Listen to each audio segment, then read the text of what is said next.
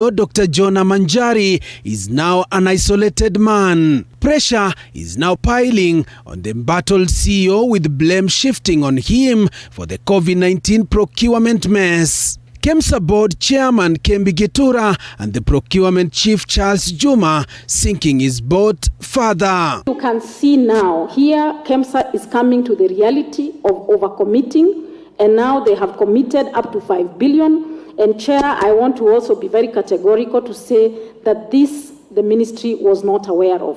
Gitura told the Health Committee that Manjari ignored the board's advice on budgetary expenditure and went ahead to write directly to the National Treasury seeking additional funds. The board did not approve the over-expenditure. Indeed, that issue did not come to the board until much later. KEMSA board chair Kembi Gitura further accused Manjari of not working with the board during serious decision-making process. Manjari was pushed between a rock and a hard place to explain the KEMSA scandal, where he insisted he followed the due process in procuring COVID-19 equipment. At this time, we have products and technologies that can last this country for a period of more than 6 months. It is my humble submission that all these procurements we did with our eyes open, with a passion in our hearts for the safety of the healthcare workers as they did their duty.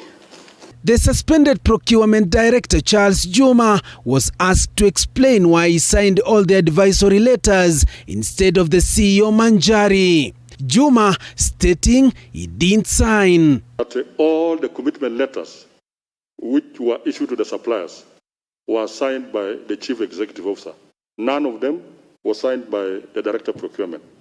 And I remember in one meeting which the chair was there, and the CEO, myself, and the Director of Commercial Services, the chairman alluded to the fact that all commitment letters should only be signed by the Chief Executive Officer. Meanwhile, the Ministry of Transport has revealed that 21 COVID-19 equipment packages donated by Jack Ma in March this year went missing. This is according to Transport Chief Administrative Secretary Dr. Chris Obure, who appeared before the Parliamentary Health Committee to answer to queries on the billions of shillings meant for COVID-19. Obure says he has reported to the Ministry of Health to follow up from the source donor in China. There is nothing more we can do at this stage.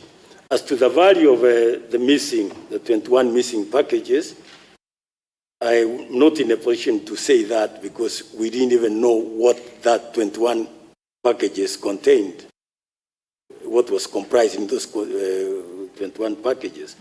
And so I want to assure the honourable member, we prepared, that's our job, to provide this House with any information the House wants. The investigations into the matter continues. Joash Onsare, TV 47.